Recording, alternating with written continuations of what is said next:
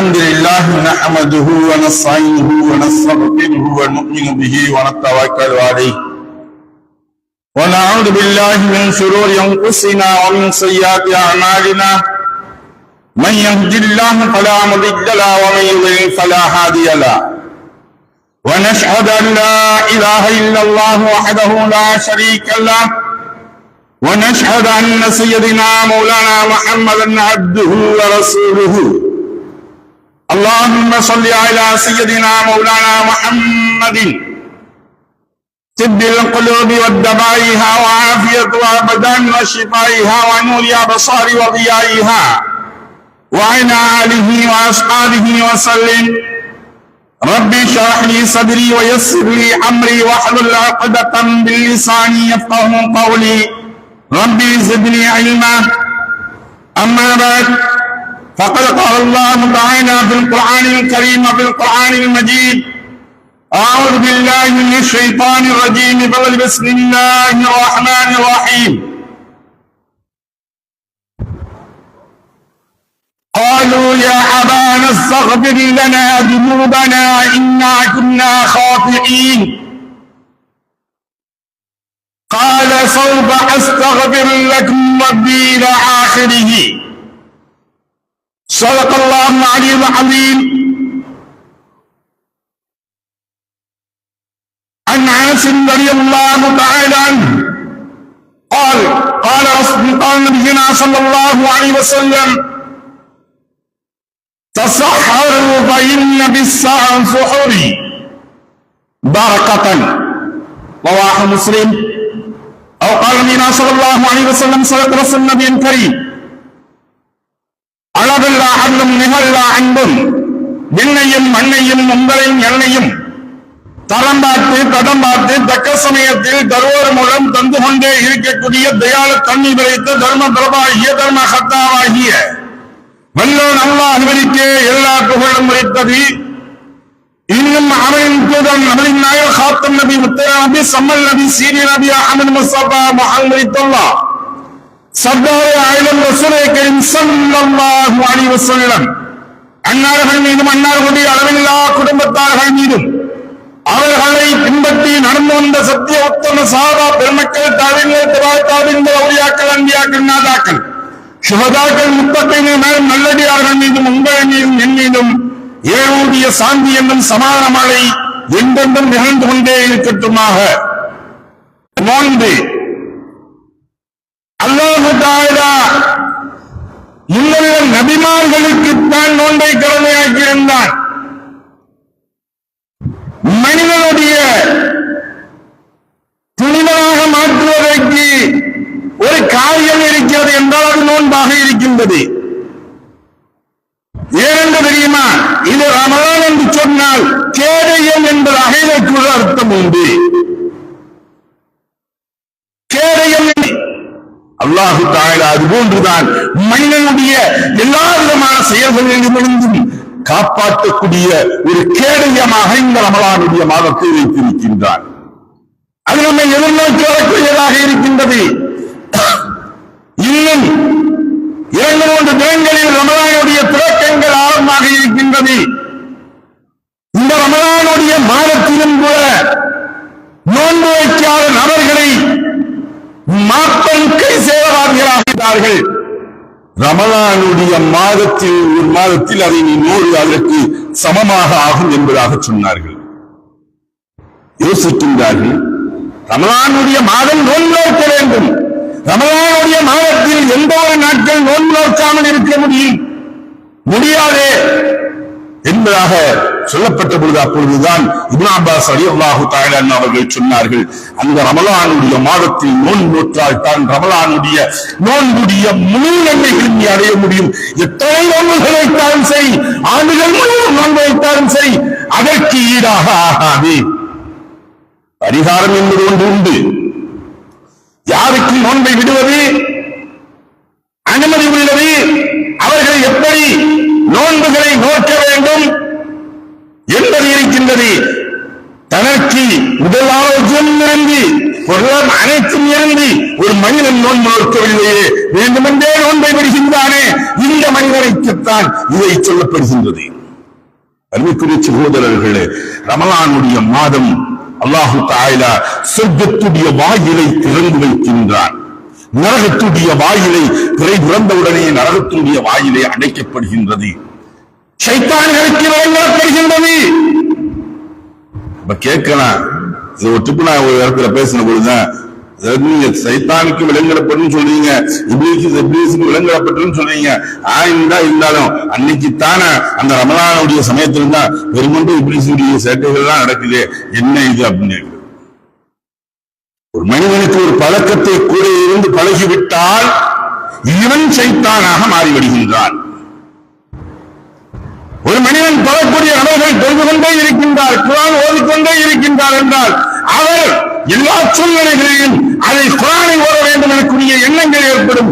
இப்பொழுது சமீபத்தில் நாம் பார்த்தோம், ஓராண்டிற்குள் நான் சமீபத்தில் பார்த்தோம், ஒரு முதியவர் 90 வயதை கடக்கக்கூடிய முதியவர் தன்னால் முடியவில்லை என்று ஐசி என்று சொல்லக்கூடிய அவசர பிரிவில் அட்மிட் செய்யப்பட்ட பொழுது கூட அவருடைய கடைசி இந்த சமயத்தில் என்ன நினைச்சுக்கிறீங்க, அந்த இது கொடுப்பாங்க, ஊசி போட்டு ஏதோ ஒரு ஆபரேஷன் ஒன்று காரணத்தினால அவரை அட்மிட் செஞ்சாங்க. அப்ப அவருக்கு இந்த மதமறுப்பு போதையுடைய ஊசிகள் போடுவார்கள், மயக்க ஊசி என்று சொல்வார்கள். இந்த ஊசிகள் போடப்பட்டு அவருக்கு அப்படியே பேச்சு கொடுக்கிறாங்க, நீங்க என்ன செய்யணுங்க, நான் குர்ஆனை ஓதணும் அப்படிங்கிறாரு. குர்ஆனை ஓதணும்னு சொல்றாங்க. குர்ஆனை ஓத சொல்லும் பொழுது அவர் ஓதிக்கொண்டிருக்கின்றார், மயக்க நிலையை அறிகின்றார். இவர்கள் அனைத்தும் ஹார்ட் சர்ஜரி என்று எண்ணுகின்றேன், அவர்கள் ஆபரேஷன் செஞ்சு முடிச்சிருக்காங்க. முடிச்ச உடனே வந்து மருத்துவர்கள் சொன்னார்கள், மருத்துவர்கள் சொன்ன விஷயம் இவரிடத்தில் நாங்கள் மாப்பெரும் ஒரு ஆச்சரியத்தை கண்டோம். என்னவென்று தெரியுமா, இவரை மயக்க நிலைக்கு சென்ற பொழுதும் கூட இவருடைய நாவுகள் குர்ஆனை துதித்துக் கொண்டே இருந்தது, ஓதிக்கொண்டே இருந்தது. அப்படியானால் ஒரு மனிதன் அவன் எதில் ஈடுபட்டு இருக்கின்றானோ அதனுடைய செயல்பாடுகளாக அவன் மாறி விடுகின்றான். ஒரு மனித கடைக்காரர் போய் கேட்டோம்னா அவர் என்ன செய்வாரு, நைட்ல என்ன புளி கட்டியாச்சா மாவு கட்டியாச்சா அப்படிங்கிற வார்த்தை தான் அவருக்கு வரும். ஏன்னா அது அவருடைய சூழ்நிலைகள் அதிலே இருப்பதின் காரணத்தினால். ஜவுளி கடைக்காரத்தை போனோம்னா மீட்டு எவ்வளவுன்னு சொல்லிட்டு இருப்பாரு. ஏன்னா அவர்களுடைய தொழிலுடைய சம்பந்தப்பட்டதில் ஈடுபட்டு அதிலேயே அவர்கள் மூழ்கியதன் காரணமாக அவர்களுடைய நிலைமைகள் கூட அப்படித்தான் துணித்துக் கொண்டிருக்கும். அதனால்தான் சொல்லப்படுகின்றது, எல்லா காரியங்களையும் நீங்கள் தொடங்குவதற்கு முன்பாக பிஸ்மில்லாவை சொல்லி தொடங்குங்கள். உங்களுக்கு நேரங்கள் கிடைக்கும் போதெல்லாம் நீங்கள் தஸ்பீஹை செய்து கொண்டே இருங்கள் அல்லது இஸ்திக்பாரை செய்து கொண்டே இருங்கள். அதிகமாக இஸ்திக்பார் ஓதக்கூடிய ஒரு மாதம் என்றால் இந்த ரமலானுடைய மாதம் நம்ம ஓத வேண்டும்.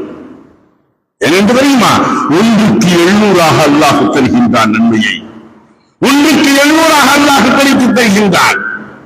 அப்படியாக கொண்ட ஒரு மாதத்தை நாம் எதிர்நோக்கி வரக்கூடியவர்களாக இருக்கின்றோம், காத்திருக்கக்கூடியவர்களாக இருக்கின்றோம்.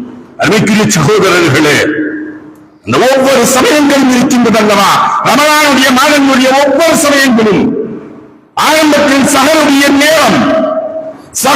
நேரம் இது எவ்வளவுக்கு பொன்னான ஒரு நேரம் என்று தெரியுமா?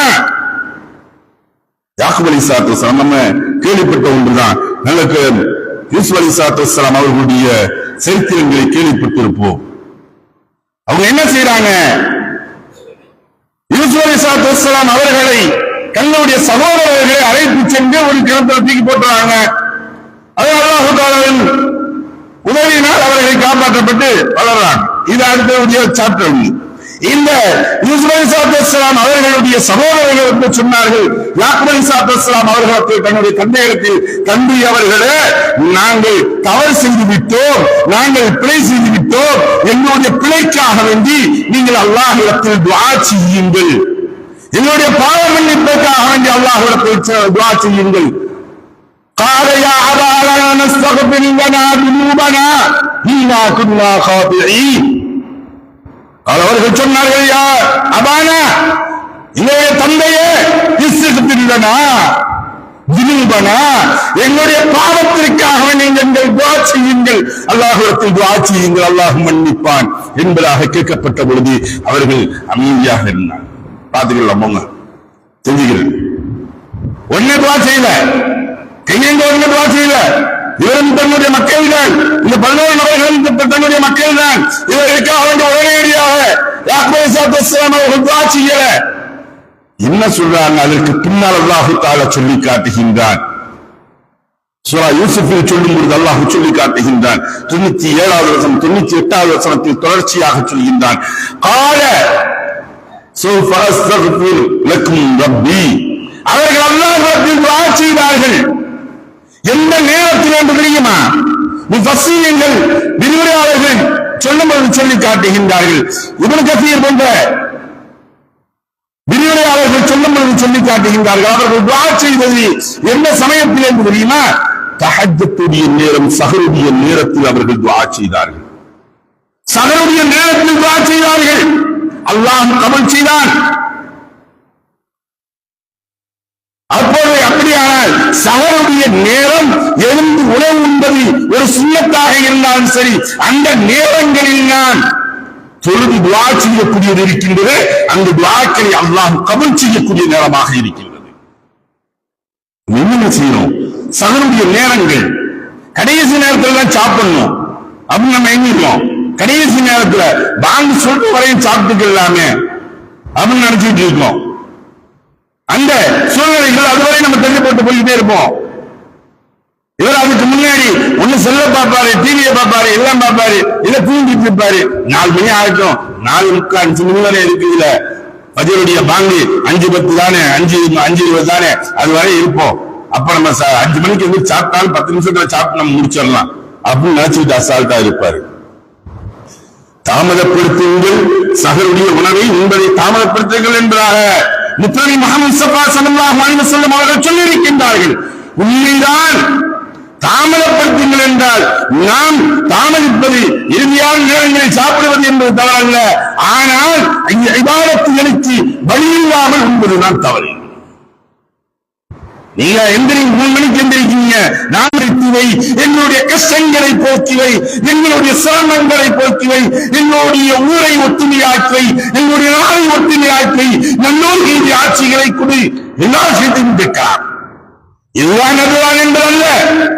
உலகில் இருக்கக்கூடிய அத்தனை முஸ்லிம்களுக்கு அவனும் கேட்கக்கூடிய ஒரு நேரம்.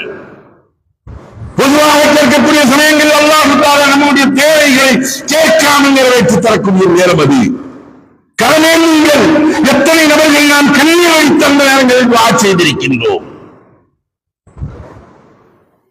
அன்புக்குரிய சகோதரர்களே, முக்கியமான நேரமாக இருக்கின்றது அந்த சஹருடைய நேரம். சஹருடைய உணவில் அல்லாஹ் பரக்கத் வைத்திருக்கின்றான் என்பதாக ரசூலுல்லாஹி ஸல்லல்லாஹு அலைஹி வஸல்லம் அவர்கள் சொல்கின்றார்கள். ஒரு முறை உமர் ரலியல்லாஹு அன்ஹு அவர்கள் அதிகாலை நேரம் சஹருடைய நேரத்தில் வந்து மஸ்ஜிதுக்கு வந்த பொழுது மஸ்ஜிதுக்கு அருகில் இருந்த ஒரு வீட்டில் இருந்து அழுகையுடைய சப்தங்களை கேட்டுக் கொண்டிருக்கின்றார்கள். அழுகையுடைய சப்தங்களை கேட்டுக் கொண்டிருக்கின்றார்கள். அவர் எப்படி அழுகின்றார்? யா அல்லாஹ், உன் உத்தரவுக்கு இயன்றவரை நான் கட்டுப்பட்டு விட்டேன். யா அல்லாஹ், இது சஹருடைய நேரமாக இருக்கின்றது, என் பாவத்தை மன்னிப்பாயாக என்று அழுது துஆ செய்து கொண்டே இருக்கின்றார்கள். ஒரு வீட்டினுடைய சத்தங்கள் கேட்டுக்கொண்டே இருக்கின்றது. இதை கேட்டு உமர் ரலியல்லாஹு அன்ஹு போயிறாங்க. அடுத்து மறுநாள் வந்து பகல் நேரங்களில் பார்க்கிறாங்க, யாருடைய வீடு இது, யார் இப்படி சொல்லி அழுது கொண்டிருக்கின்றது? அல்லாஹ்வுடைய கட்டளைகளுக்கு கட்டுப்பட்டு விட்டேன், அனைத்தையும் யா அல்லாஹ் என்னால் முடிந்தவர்களுக்கு நான் கட்டுப்பட்டு விட்டேன், என்னுடைய பாவங்களை மன்னித்து நம்முடைய வாழ்க்கையில் ஓராண்டு காலங்களில் செய்யக்கூடிய காரியங்களை சற்று நீங்கள் பட்டியலிட்டு பாருங்கள். எத்தனை நன்மையான காரியங்கள் அதிகம் செய்திருக்கின்றோமா அல்லது பாவத்திற்குரிய காரியங்கள் அதிகமாக செய்திருக்கின்றோமா என்பதை நீங்களே பட்டியலிட்டு பாருங்கள். புறம் பேசியது, கோல் சொன்னது, பிறரை பற்றி நாம் அனாவசியமாக முக்கை நுழைத்தவர்களுடைய காரியங்களில் நாம் பார்த்தது, அதே சமயத்தில் தொழுகையை விட்டது, ஜக்காத் கொடுக்காமல் இருந்தது, இப்படி எல்லா விஷயங்களும் நாம் கேட்க வேண்டும். மன்னிக்கக்கூடிய ஒரு மாதத்தை நாம் அடைந்து கொண்டிருக்கின்றோம். இந்த ரமலானுடைய மாதத்தில் ஒவ்வொரு நேரங்களும் உங்களுடைய அமல்களின் பக்கம் நேரங்களை கிடைக்கக்கூடிய நேரமாக இருக்கின்றது. அருமைக்குரிய சகோதரர்களே, இந்த அதற்கு பின்னால் நாம் அதிகமாக குர்ஆனை ஓதக்கூடிய நபர்களாக இருக்க வேண்டும். குர்ஆனை ரசூலுல்லாஹி ஸல்லல்லாஹு அலைஹி வஸல்லம் அவர்கள் குர்ஆனை ஓதிக்கிட்டே இருப்பாங்க. ஆனா கடைசி அந்த 10 நாட்கள் ஒரு குர்ஆனை முடித்து விடுவார்கள். இன்று நாம் முந்தி குர்ஆன் ஓதத் தெரிந்தவர்கள் நாம் ஓதுவதற்கு முன் வர வேண்டும். நாம் பள்ளிகளில் வரக்கூடியவர்கள், வீட்டுகளில் இருக்கக்கூடிய சமயங்களில் ஒன்றும் இல்லை, உங்களுக்கு எல்லா சூழ்நிலைகளும் இருக்கும் பொழுது குர்ஆனை எடுத்து வைத்து நீங்கள் ஓதிக்கொண்டே வாருங்கள். அதனுடைய மகிமையை, அதனுடைய சுவையை நீங்கள் அறிந்து விட்டால் அதை நீங்கள் உங்களுடைய கரங்களில் இருந்து வெறுங்கலங்களாக மாற்ற மாட்டீர்கள். அன்னைக்குரிய சகோதரர்களே, இன்றைய நாள் இப்போது நான் சொல்கின்றேன் ஒரு விஷயத்தை இளைஞர்களுக்கு, உங்களுடைய குழந்தைகளுக்கு நீங்கள் எத்தி வையுங்கள். யாருக்கு குர்ஆன் ஓத தெரியவில்லையோ, குர்ஆன் ஓத தெரியாத நபர்களை சொல்லுங்கள். அவருக்கு நான் அந்த ஒரு மாதமாக குர்ஆனை ஓதக்கூடிய தன்மைகள் ஏற்படுத்தி விடுகின்றேன் இன்ஷா அல்லாஹ். பெரியவர்களாக இருந்தாலும் சரி, முதியவர்களாக இருந்தாலும் சரி, ஒரு மாத காலங்களில் குர்ஆன் ஓத முடியும். 20 நாள்ல குர்ஆனை எடுக்க முடியும், ஓதலுக்கு முடியும். ஆனால் நாம் அதன் மீது அக்கறை செலுத்துவதில்லை. அதை பார்க்கும்போது ஒரு கஷ்டம் நினைக்கிறதுனால அது கஷ்டமாக நமக்கு தெரிகின்றது. குர்ஆனில் நாம் மூழ்க வேண்டும், குர்ஆனுடைய புழுக்களாக நாம் மாற வேண்டும்.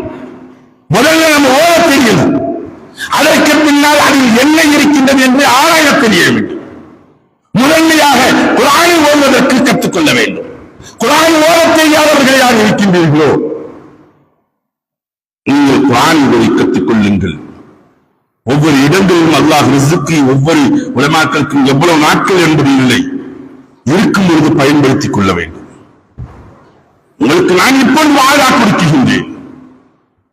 இந்த ரமலானுடைய மாதங்களில் யார் முன்வந்து வருகின்றீர்களோ அவர்களுக்கு உண்மையாக குர்ஆனை ஓத கற்றுக் கொடுக்கின்றேன் இன்ஷா அல்லாஹ்.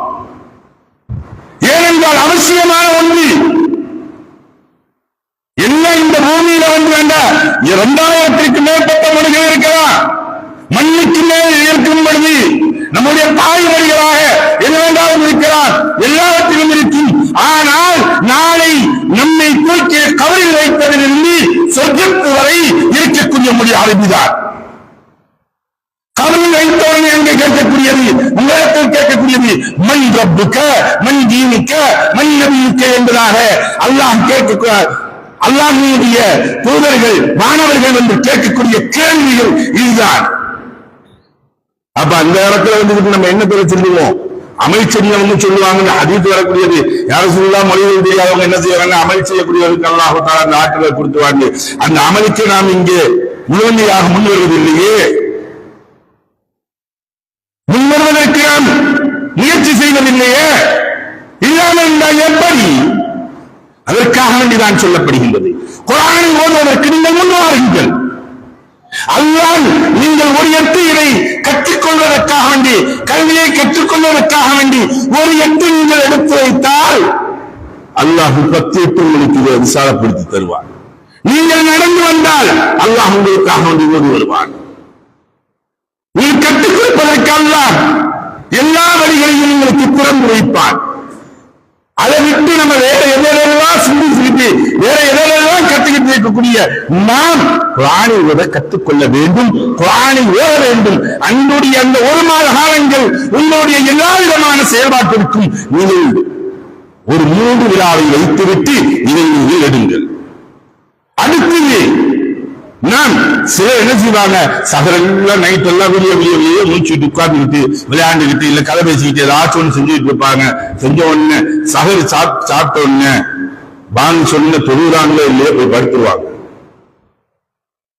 அருமைக்குரிய சகோதரர்களே, இப்பயும் உள்ள சூழ்நிலை என்ன செய்யறாங்க, சிலர் பஜருடைய தொழுகை தொழுவாங்க, தொழுத உடனே பழைய வீட்டு போய் படுத்து வைக்கிறாங்க. பஜருடைய தொழுகை தொழுது விட்டு சூரியன் உதயமாகும் வரை ஆழமான பேசுகளை பேசுவதே மக்ரூஹாக இருக்குது. அப்ப என்ன, அந்த நேரம் அவர்களுக்கு முக்கியமான நேரங்களாக இருக்கிறது, நாம் விளங்க வேண்டும். அந்த நேரங்களில் எந்த செயல்பாடுகளை நீங்கள் எடுத்து செய்ய ஆரம்பிக்கின்றீர்களோ அதற்கு ஒரு பறக்கத்து இருக்கின்றது. நாம் அந்த ஒன்று இருக்கு. சகருடைய நேரம் எல்லாம் செஞ்சுட்டு பேசிட்டு போய் படுத்து தூங்கிடுவாங்க. தூங்கிட்டு 5 மணிக்கு தூங்குனாங்கன்னா அடுத்த 5 மணிக்கு தான் எழுந்திருப்பாங்க. எப்ப 5 மணிக்கு? சாயந்தரம் 5 மணிக்கு அடுத்து.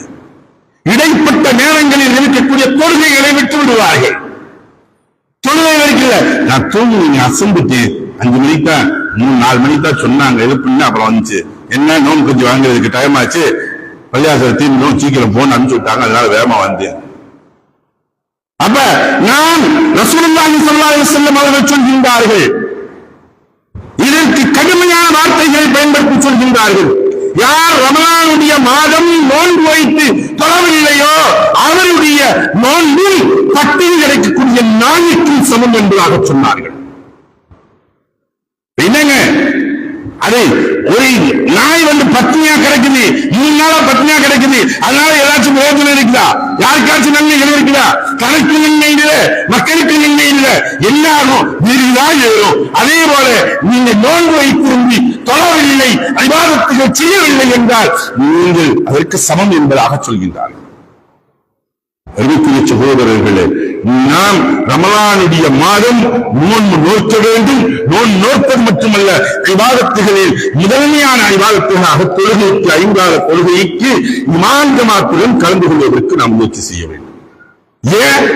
சாதாரணமான சமயங்களில் ஒரு மனிதன் தனியாக தொழுவதை விட ஜமாத்தாக பெறக்கூடியது இருக்கின்றது 27 மடங்கு அதற்கு மேல நன்மை இருக்கின்றது என்பதாக முஹம்மது முஸ்தபா ஸல்லல்லாஹு அலைஹி வஸல்லம் அவர்கள் சொல்லி இருக்கின்றார்கள். முஸ்லிம் ஷரீஃபில் இடம்பெற்ற ஹதீஸ். அப்ப அந்த இதை நாம் விட்டு வருகின்றோம். தொழுவங்க, நான் தொழுவெல்லாம் செய்யறேன், எல்லாம் செய்யறேன், ஜமாத்து கிடைக்க மாட்டேங்குது. 27 மடங்குங்கிறது சாதாரண ஒன்றா? மாசம் 1000 ரூபாய் கிடைக்கிற ஒரே மாசத்துல 5000 ரூபாய் கிடைச்சோன்னு நம்ம எவ்வளவு சந்தோஷப்படுறோம். 5000 ரூபாய் கிடைச்சிச்சு, இந்த மாசம் அடுத்த மாசம் அது பார்த்துக்கலாம், அப்ப பார்த்துக்கலாம் அப்படின்னு நினைச்சிடும். அதுபோல அல்லாஹ் வந்து தனியா வந்தீங்க, உனக்கு ஒரு நன்மை ஜமாத்தோட இருந்து ஜமாத்தோட இமாம் ஜமாத்துடன் தொழக்கூடிய சமயங்களில் 27 மடங்கிற்கு மேலாக கலப்படும் என்று சொன்னார். அதற்கு நாம் எங்கே செல்கின்றோம்? தொழுதுக்கலாம், தொழுதா போதுங்க, நாங்க தொழுவாமையா இருக்கோம், தொழுகிறோம், வீட்டையாச்சும் தொழுகிறோம். அருமைக்குரிய சகோதரர்களை, தொழுகையில் நாம் கவனம் செலுத்த வேண்டும். அடுத்து என்ன, எங்கே அந்த பாதிப்புகள் வருகின்றது என்றால், நோன்பு திறக்கக்கூடிய சமயங்களில் நடக்கக்கூடிய ஒன்று. நோன்பு திறக்கக்கூடிய சமயங்கள்ல என்ன செஞ்சிடும்? நோன்பு திறக்கிறதுக்கு வந்து உட்காருவோம், கஞ்சி இருக்கும், அங்க வடகிட எல்லாமே வச்சிருப்பாங்க. இவருடைய நீயத்தெல்லாம் பாப்பாரு, வடையில அப்படியே கஞ்சியில பார்க்கல மேல ஆடை கட்டி இருந்து அப்படியே கையால லேசா நடத்துவாரு. நடத்திட்டு கொஞ்ச நேரம் இவர் கஞ்சியை வந்து பக்கத்துல இருக்க வடையை பார்ப்பாரு, பருப்பு வடையா கொஞ்சம் லைட்டா அப்படி ஊத்தி விடுவாரு. அதை ஊத்தி விட்டு அப்புறம் வந்து மசாலா வடை இருக்கு, இந்த வடை இருக்கு, எல்லாத்தையும் போல கொஞ்சமா செய்வாரு. கஞ்சி காய்ச்சல விட ஒரு கஞ்சி காய்ச்சிக்கிட்டு இருப்பாரு. இங்க அங்க வந்து உட்கார்ந்து 5 நிமிஷத்துல இந்த இதெல்லாம் சுண்டல் இருக்கா, கல்ல இருக்கா, அதையும் சேர்த்து போட்டுருவாரு. கஞ்சி அது ஒரு டேஸ்ட் ஆயிடும். எல்லாத்தையும் கலந்து வச்சுட்டு டயத்தை பார்த்துக்கிட்டே இருப்பாரு, இல்லாட்டி இங்க கதை பேசிக்கிட்டே இருப்பாரு. அருமைக்குரிய சகோதரர்களே, அது எவ்வளவு முக்கியமான நேரம் என்று தெரியுமா? நீங்கள் கஞ்சியில் கையை விட்டு ஆட்டுவதை விட, அங்கே நீங்கள் அதை கலக்குவதை விட உங்களுடைய வாழ்க்கையை கலக்கக்கூடிய நேரம் அது. நோன்பு திறக்கக்கூடிய நேரங்களில் வாழ்க்கை கவலாகக்கூடிய நேரம் அது. இந்த நேரங்களில் ஓடிக்கிட்டு இருப்பாரு, இங்க உட்கார்ந்து என்ன செய்வாங்க, இங்க வடை இங்க வரல, கஞ்சி இங்க வரல, அவர் என்ன எனக்கு சம்சா வரல, எனக்கு வந்து ரோஸ் மில்க் வரல, இதெல்லாம் இங்க சவுண்ட் விட்டு இருப்பாங்க. அமைதியான முறைகளில் ஒழுக்கத்தை கற்றுக் கொடுக்கக்கூடிய மார்க்கம் நம்முடைய இஸ்லாம்.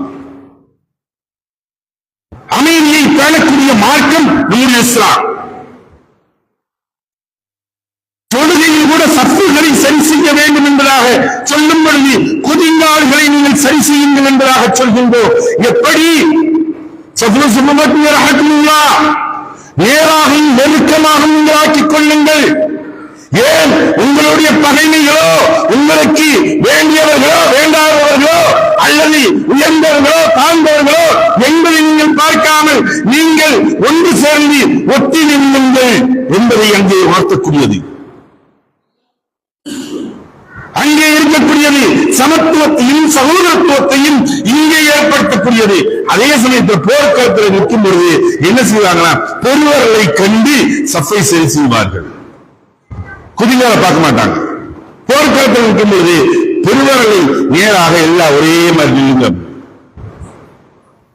அந்த இடங்களில் இருக்கக்கூடியது எனக்குரிய ரிஸ்க்கு என்னை தேடி வரும், அல்லது எனக்குரிய ரிஸ்கில் வந்திருக்கின்றது. ஒன்னும் சொல்ல போன நோன்பு துறக்கக்கூடிய நேரங்களில் ஹலாலான உணவை நாம் உண்ண வேண்டும். அப்ப ஒரு உணவு இருக்குது, ஒரு பேரிச்சம்பழத்தை முதல் நோன்பு திறக்கும் போது பேரிச்சம்பழத்தை நாம் பிச்சு உண்டோம், இந்த பேரிச்சம்பழம் எங்கிருந்து வந்துச்சு, இது ஹலாலா ஹலாலான முறையில் வந்திருக்கிறதா என்பதை நாம் யோசித்து உண்ண வேண்டும். நம்ம என்ன செய்யறோம், இருக்குது பேரிச்சம்பழம் இருக்கு, எனக்கு 2 கொடு சென்று வரோம், அது எங்கே வந்துச்சு எப்படி வந்துச்சு அப்படிங்கிறது நம்ம யோசிக்கிறது இல்லை. அதனால சொல்லக்கூடியது கஞ்சிகளுடைய முறைகள் நாம் போடக்கூடிய சமயங்கள் கூட யார் ஹலாலான சம்பாத்தியங்கள் இருக்கின்றார்களோ அவர்களிடத்தை மட்டும்தான் வாங்கி கஞ்சிகள் காய்ச்ச வேண்டும். இந்த கஞ்சி காய்ச்சக்கூடிய சமயங்கள் கூட அதனுடைய பணங்கள் ஜக்காத்துடைய பணம் வந்துடக்கூடாது. ஜக்காத்துடைய பணத்தை வாங்கி ஒருத்தர் என்ன செய்யறாரு, நீங்க வைக்கிறாரு, நான் கஞ்சி ஆச்சரிங்க எல்லாமே இஃப்தார் செஞ்சுறேன், எல்லாமே செஞ்சுறேன், சாருடைய ஏற்பாடு நான் பண்ணிடுறேன் நினைச்சிட்டு இவர் என்ன செய்யறாரு, ஜக்காத்துடைய காசெல்லாம் நான் கொடுத்துட்டு அப்படின்றாரு. அதை வச்சு செய்யக்கூடாது. அவர் ஜக்காத்துன்னு சொன்னா அதை வாங்கக்கூடாது. ஒன்னே அவர் அப்படி எண்ணி கொடுத்தார், அதை வைத்து இவர்கள் செய்தார்கள், சொல்லிட்டாரு இது ஜக்காத்துடைய பணம் அப்படின்னு சொல்லி கொடுத்தாரு ஒரு மனிதர். இவரும் உணவு சமைச்சு போறாரு, ஜக்காத்து கொடுக்கக்கூடிய தகுதி உடையவர் ஒரு மனிதர் சாப்பிட்டார் என்றால் இவருடைய மொத்த கொடுக்கப்பட்ட ஜக்காத்தை அந்த பசாதாயும். அப்ப எந்த அளவிற்கு ரமலானுடைய மாதங்களில் உள்ளக்கூடிய உணவிலிருந்து பருகக்கூடிய நீரிலிருந்து அனைத்தையும் யோசித்து சிந்தித்து அங்கே நாம் உண்ண வேண்டும் என்பதை நமக்கு உணர்த்துகின்றது மார்க்கம். அமைதி நாட்டிலிருந்து நாம் அங்கே உணவு உண்ண வேண்டும். கடைசி 10 இருக்குதுல, கடைசி 10 அதிகமாக இபாதத்துகள் இறைவனுடன் செய்ய வேண்டும். என்ன தெரியுமா, அல்ஃப ஷஹர் அல்லாஹ் சொல்லும் சொல்லி காட்டுகின்றான். 1000 மாதங்களை விட சிறந்த ஒரு நாள் அன்று இருக்கின்றது, கடைசி 10 இருக்கின்றது. லைலத்துல் கத்ருடைய இரவுடைய நாள் இருக்கின்றது, எங்கெங்கு தெரியவில்லை. அப்படியானால் 10 இரவுகளில் லைலத்துல் கத்ரை எதிர்பார்ப்பவர்களாக இரவு முழுவதும் நின்று வணங்கக்கூடிய இபாதத்துகளில் கிடைக்கக்கூடிய சூழ்நிலையில் நாம் ஏற்படுத்த வேண்டும். அந்த நேரங்களில் சத்துவிட நம்முடைய அமல்களிலிருந்து வேடிக்கைகளிலோ விளையாட்டுகளிலேயோ அல்லது கேலி கிண்டல்களிலோ நம்முடைய நேரங்களை செலவழித்து விடக்கூடாது. கிடைக்காது. எத்தனை நபர்களுக்கு நமக்கு கிடைத்திருக்கின்றது என்பதை நம்மால் சொல்ல முடியுமா?